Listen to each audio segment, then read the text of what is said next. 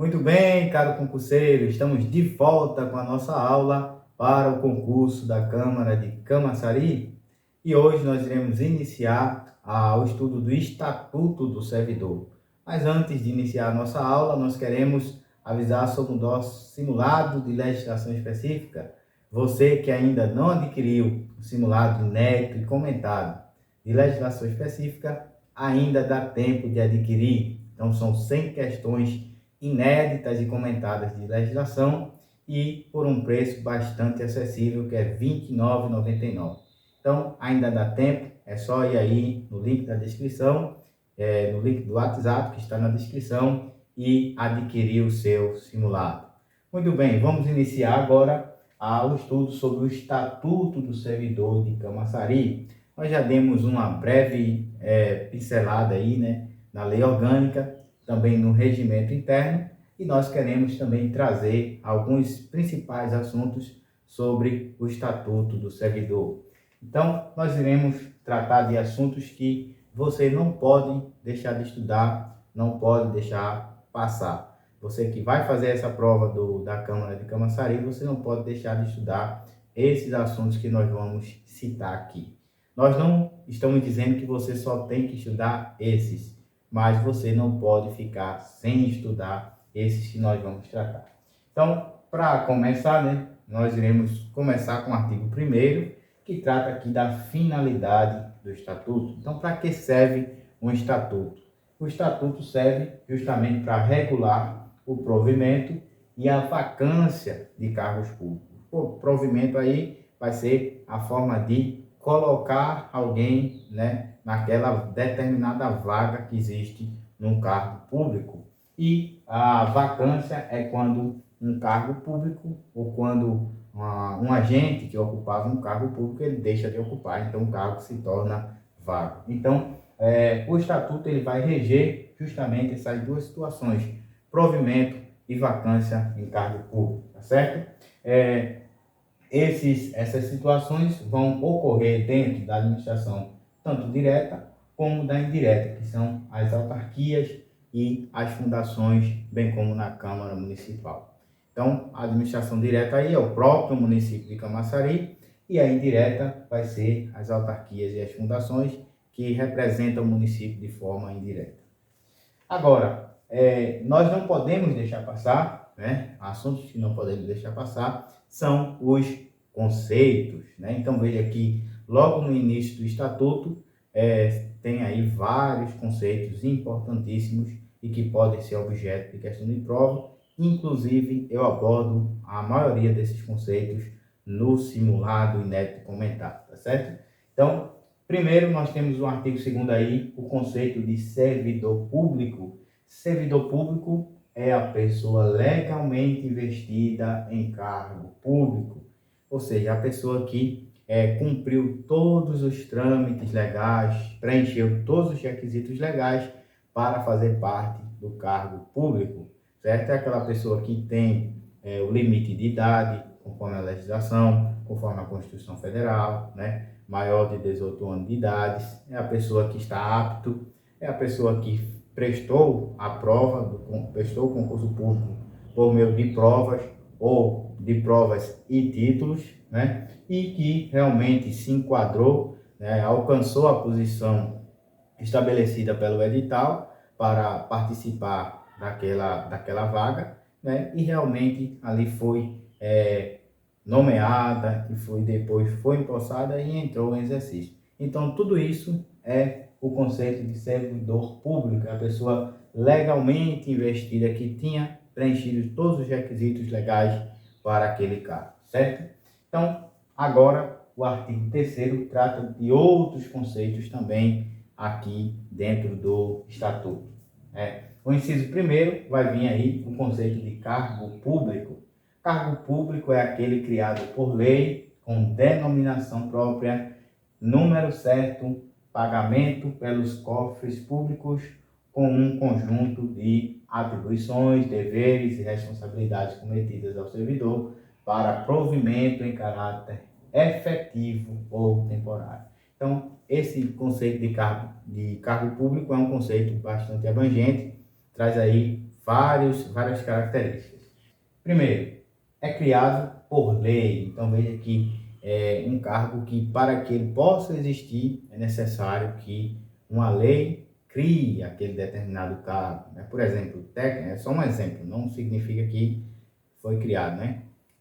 Técnico legislativo, né? Digamos que seja um cargo público. Então, para que exista esse cargo de técnico legislativo, é necessário uma lei que crie esse cargo, tá certo?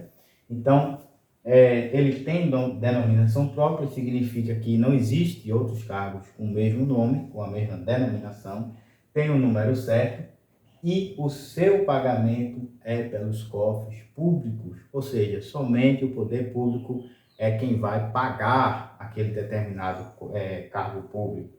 Além disso, ele vai ter atribuições, deveres e responsabilidades cometidas ao servidor, ou seja, quando ele pratica determinada ação ou omissão que seja de forma ilícita, ele responde por conta daquelas ações, responde de forma administrativa, civil ou penal por conta das suas ações ou omissões. Além disso, né, ele pode ser em provimento efetivo ou temporário. O efetivo é aquele concursado e o temporário é aquele que entra por meio de contrato por prazo determinado, tá certo? Então, todas essas características aí estão relacionadas ao cargo público. Temos ainda o conceito de quadro, né? Quadro é o conjunto de cargos de provimento permanente e também de provimento temporário, ou seja, é aquele famoso quadro de funcionários públicos ou de servidores públicos dentro de determinado órgão da administração pública. Temos ainda o conceito de carreira, né? Carreira é o conjunto de classes da mesma natureza de trabalho, escalonadas segundo a responsabilidade e a complexidade das atribuições para a progressão privativa dos titulares dos cargos de provimento efetivo que a integram. Então, carreira é aquele conjunto, né, de escalonamento de determinada função. Então, aquela função ela pode ir seguindo um escalonamento de acordo com a complexidade, de acordo com a atribuição, né, e pode seguindo ali uma determinada progressão, certo? Então, isso é carreira, está relacionado à questão da progressão. Seguindo ainda, nós temos o conceito de classe. Classe vai ser a posição hierarquizada de cargos da mesma denominação dentro da categoria funcional. Então, vai ser a posição hierárquica de determinados cargos dentro da mesma posição, aliás, dentro da mesma categoria funcional. Lotação, né? Lotação é a fixação do número de cargos por secretaria, segundo as unidades orçamentárias, podendo ser pormenorizada por unidades administrativas ou dependências. Então, é o local, né, a secretaria onde a pessoa é lotado para exercer determinada função.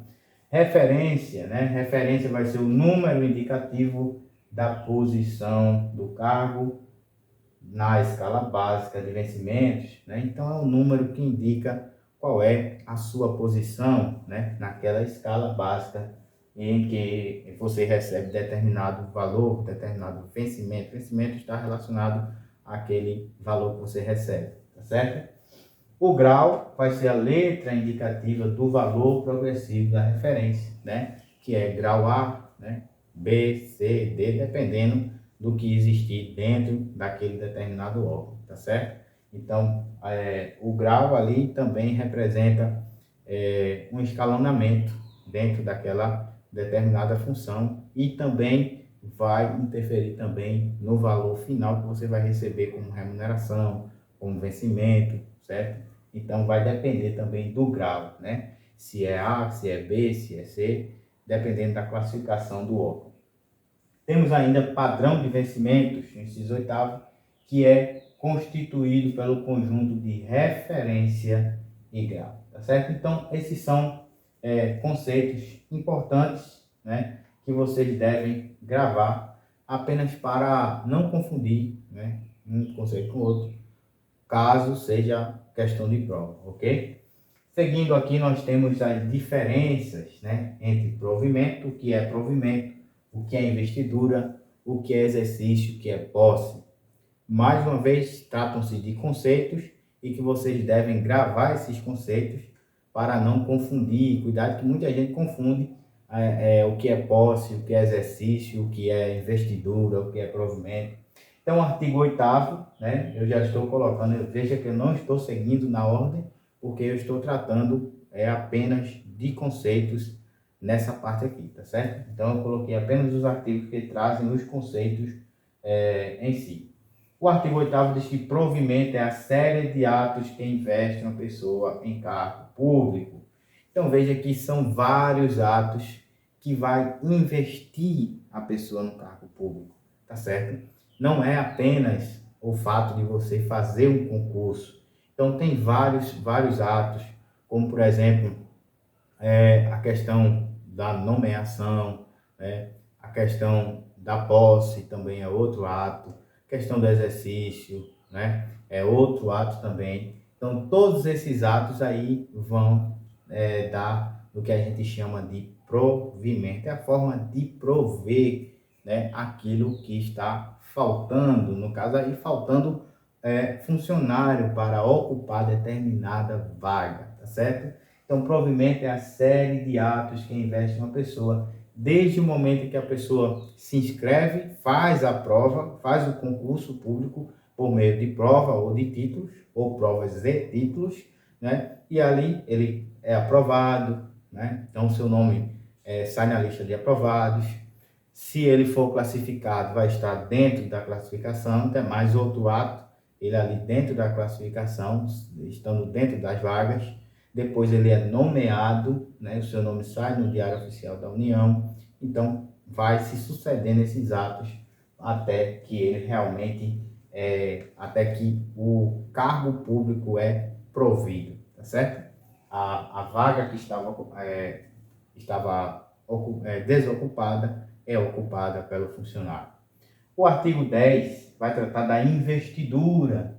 Veja que o artigo não traz o conceito assim bem detalhado, bem direto de investidura, mas ao mesmo tempo ele diz, né, que é por meio de aprovação prévia em concurso público de provas ou de provas e títulos, de acordo com a natureza e a complexidade do cargo ou emprego, com observância da ordem de classificação dos candidatos. Então, a investidura é como a pessoa, né, que está fora digamos, da administração pública e quer adentrar no cargo público, certo? Então, qual é a forma, né? Como se investe? Investir aí é entrar, é passar a fazer parte do cargo público. Como é que eu faço parte do cargo público? Por meio de concurso público. Então, não existe outra forma a não ser por meio de concurso público, seja de provas ou de provas e títulos. Então, isso é o que é investidura. Seguindo, nós temos o conceito de nomeação. Artigo 11. Nomeação é o ato pelo qual o cargo público é atribuído a uma pessoa. Ou seja, é quando você diz, olha, fulano de tal, vai passar a exercer tal cargo público em tal órgão dentro da administração pública. Então, ela far-se-á por duas formas. Primeiro, em caráter efetivo e segundo, em caráter temporário. Nós sabemos que para fazer parte da administração pública, ele pode fazer tanto de forma efetiva, que é por meio do concurso público, como de forma temporária. Então, efetivo quando se trata cargo isolado ou da classe inicial da carreira, e temporário no caso dos cargos de comissão, certo? Então, isso vai ser nomeação. É quando é atribuído a uma pessoa aquele cargo público. Agora, o artigo 12 vai trazer aqui a questão da posse. A posse vai ser o ato pelo qual a pessoa é investida em cargo público, aceitando expressamente as atribuições, deveres e responsabilidades inerentes ao mesmo, né? Com o compromisso de bem servir, formalizando com a assinatura do termo. Grave essa expressão aqui, que a posse vai se dar com a assinatura do termo. É quando você está ali assinando, concordando com todas as obrigações e deveres daquele cargo, certo? Observe que é o ato pelo qual a pessoa é investida em cargo público. É quando você realmente passa a realmente fazer parte de forma concreta no cargo público, certo?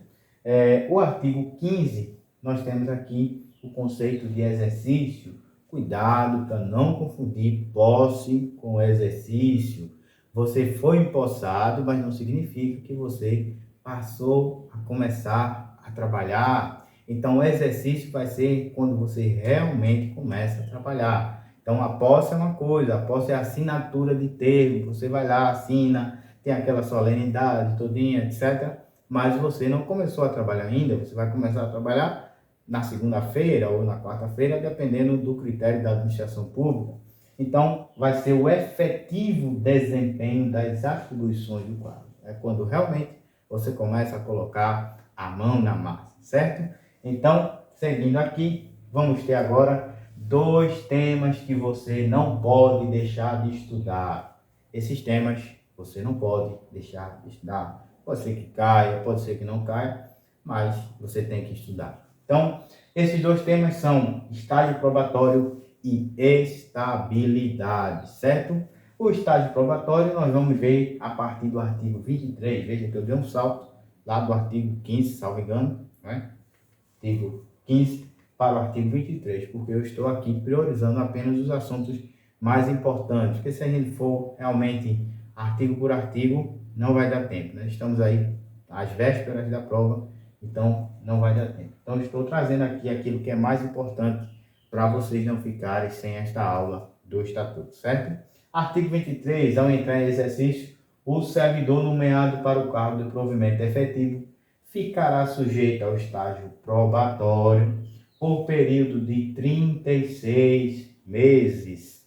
Lembre-se que aí não são 3 anos, são 36 meses, certo? Porque aí não significa que a pessoa vai começar no começo, dia 1º de janeiro, e terminar no dia 31 de dezembro do 3º ano, certo? Então pode ser qualquer dia aí, dependendo do critério da administração, desde que conte-se 36 meses. Então, durante os quais é apurado, olha, o que é o estágio probatório? É o período onde se é observada essas questões aqui, que eu vou falar agora, aptidão e capacidade mediante avaliação de desempenho, que confirmará ou não a nomeação do servidor. Então, é um período, digamos que é um período de experiência, né? Um período de observação, para ver se você realmente vai dar conta do serviço, ok? Então, seguindo, nós temos o que vai ser observado. São os seguintes requisitos. Então, o que vão observar em você? Primeiro, se você tem idoneidade moral. Se você é uma pessoa honesta. Se você é uma pessoa que fala a verdade. Se você é uma pessoa que não tem uma má índole, tá certo? Uma má intenção. Então, isso é idoneidade moral. Segundo, se você é uma pessoa disciplinada. Se é uma pessoa que procura fazer as coisas certas, o seu serviço certo, o seu serviço, aquilo que passa para você fazer, você realmente faz, você entrega, certo? E não deixa a desejar. Terceiro, né? Se tem assiduidade, certo? Se tem assiduidade. O que é assiduidade? É uma pessoa que não vive faltando, que não vive também chegando atrasado, é uma pessoa pontual. Então, é uma pessoa que está ali contínua, não é aquela que vem um dia trabalhar e 8 não, tá certo? Então, assiduidade é isso. Inciso 4, vamos ter cumprimento dos deveres e obrigações funcionais, aquilo que é relativas ao cargo, se você cumpre. Inciso 5, produtividade, se você consegue produzir, tá certo? Num tempo determinado do serviço. E também a questão da iniciativa. Então, você observar essas questões no período do estágio probatório.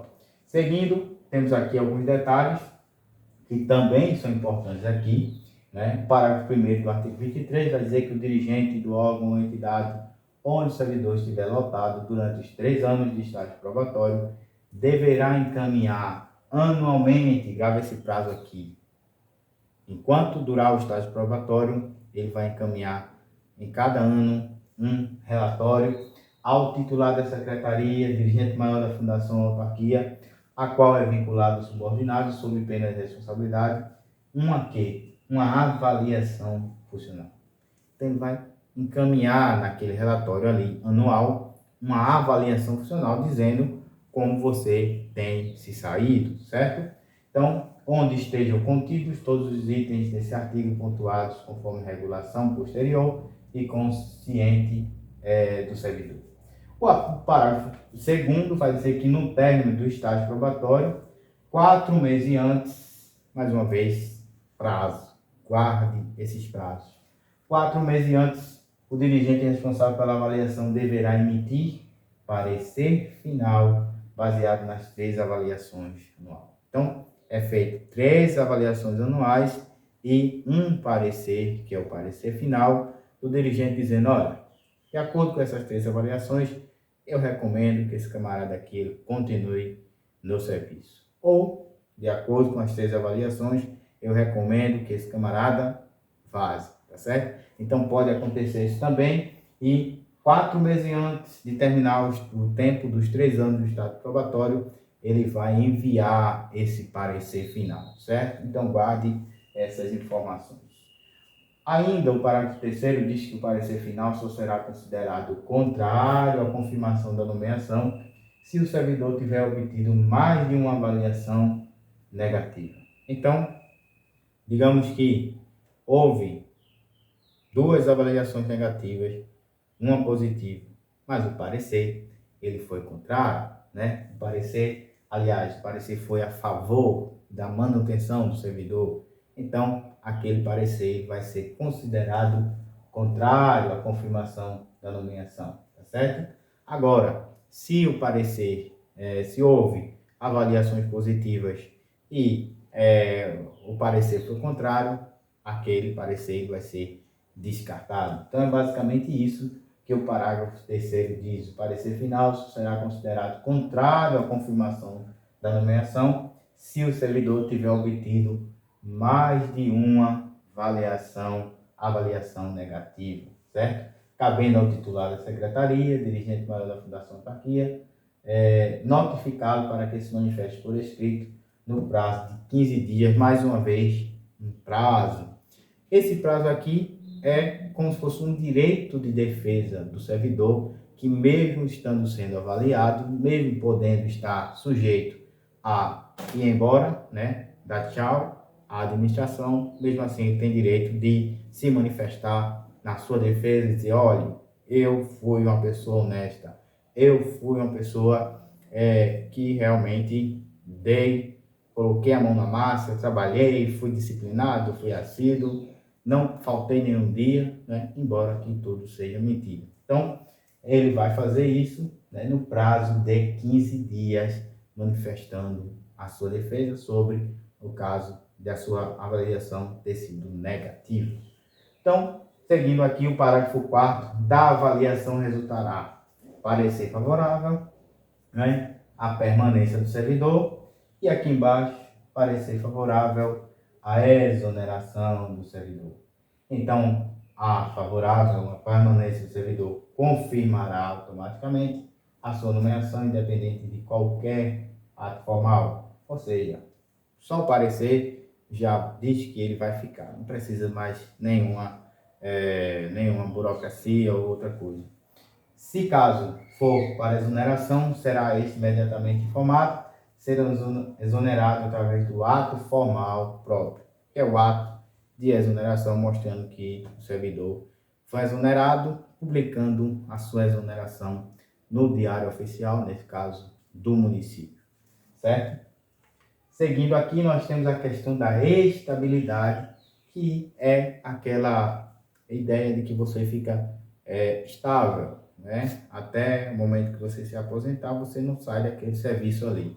Então, o servidor habilitado em concurso público e empossado em cargo de provimento efetivo adquirirá estabilidade após 3 anos de efetivo exercício Então, essa questão dos 3 anos não é a condição única para a aquisição da estabilidade. Veja que a estabilidade ela não está condicionada apenas ao período de 3 anos de efetivo exercício, mas a questão do estágio probatório que nós acabamos de falar. Então, de certa forma, a estabilidade está relacionada com a questão do estágio probatório. É tão tal que a gente vai ver que o CAPT fala dos 3 anos, mas quando a gente vai passando, parágrafo primeiro, aí vem parágrafo segundo, terceiro, olha, parágrafo quarto traz aqui dizendo que como condição para a aquisição da estabilidade é obrigatória, tá vendo? É somente os 3 anos de efetivo exercício? Não é. Então, parágrafo quarto é obrigatória a avaliação especial de desempenho por comissão instituída para esta finalidade. Então, cuidado para não confundir, achando que é apenas o tempo de 3 anos, certo? É porque nesses 3 anos é realizado o estágio probatório e a avaliação periódica. Se a pessoa passar, né, se for aprovado nessa avaliação periódica, então ele adquire a tão sonhada, né, esperada e desejada estabilidade, ok? Agora nós vamos ver as hipóteses em que o servidor ele pode perder o cargo. Quais são as situações? Temos 3 situações, tá certo? 3 situações em que o servidor concursado pode perder o cargo. Somente essas 3 situações, o servidor, nesse caso, efetivo, ok? Então, a primeira é sentença judicial transitada em julgado. Cuidado, não é simplesmente sentença judicial, e as bancas adoram colocar apenas sentença judicial. Ainda tem pessoas que marcam sentença judicial. A sentença judicial, para ser considerada como hipótese de perda de cargo público efetivo, tem que ser transitada em julgado. O que é transitado em julgado? É quando já correu todos os tribunais do Brasil e não há mais cabimento para recurso, tá certo? Não necessariamente todos os tribunais, mas não há mais cabimento para recurso, não cabe mais recurso. Então, todos os recursos esgotaram ou os prazos para eles se esgotaram e a sentença diz, né, que a sentença transitou em julgado. Não houve mais recurso, não cabe mais recurso, já se recorreu a todas as instâncias, então aquela pessoa perde o cargo. Em segundo lugar, temos processo administrativo disciplinar, o famoso PAD, processo administrativo disciplinar. Veja que a primeira situação é na esfera judicial e a segunda situação é na esfera administrativa. Digamos que dentro da própria Câmara Municipal de Camaçari ou da Prefeitura Municipal de Camaçari, né, ou de qualquer outro município, a pessoa cometa determinada infração administrativa que seja passível de demissão. Então, nesse caso, primeiro se instaura um processo administrativo disciplinar ou uma sindicância, dependendo da situação, depois um processo administrativo disciplinar e abre-se a oportunidade para a pessoa que está sendo acusada de determinada infração manifestar sua defesa para aquela questão em obediência ao princípio do contraditório na ampla defesa, e depois que é julgado, ainda se abre prazo para ele recorrer, para depois, no final de tudo, ser julgado o processo, e aí, nesse caso, da decisão que demite o funcionário, certo? Então, nesse caso aí, que demite ou exonera o funcionário. Então, nesse caso aí, somente quando chega depois do prazo do recurso, em que a decisão é a favor da demissão do funcionário, é que realmente a pessoa é demitida, é que realmente a pessoa perde o cargo depois do final do processo administrativo disciplinar, tá certo? Então, são essas duas situações. E temos também, mediante procedimento de avaliação periódica de desempenho, que é a avaliação periódica de desempenho, APD, certo? Então, quando a pessoa não está dando conta do trabalho, a pessoa está fazendo hora, a pessoa está dando moleza, está faltando demais, ou então está o tempo todo desrespeitando e tal. Então, não é possível a pessoa continuar naquela situação. Então, faz-se a avaliação e vê que a pessoa está muito ruim naquele serviço, então decide-se, por meio de uma equipe, né, decide-se demitir aquele funcionário, certo? Então, veja que não é feito, muitas pessoas acham que é simplesmente, eu vou fazer concurso porque concurso entrou, acabou, né? Nunca mais eu vou sair, né? Vou morrer lá. Mas não é assim. Concurso também se demite, também se exonera, também coloca para fora, também se perde o cargo. É claro que é diferente de um cargo temporário, que é de livre nomeação e exoneração. O que significa isso? Significa que a durabilidade de um cargo de livre nomeação, ela é precária, é temporária. A qualquer momento a pessoa pode querer lhe demitir e não precisa justificar nada. Já aqui não. No caso dos cargos públicos efetivos, tem que ter uma dessas três situações. Então, sentença judicial transitada em julgado, PAD, processo administrativo disciplinar, ou avaliação periódica de desempenho, certo? Então, nós vamos terminar por aqui a nossa primeira aula sobre o Estatuto do Servidor e depois nós vamos continuar com os principais assuntos do Estatuto. Aguardo você na próxima aula. Até lá.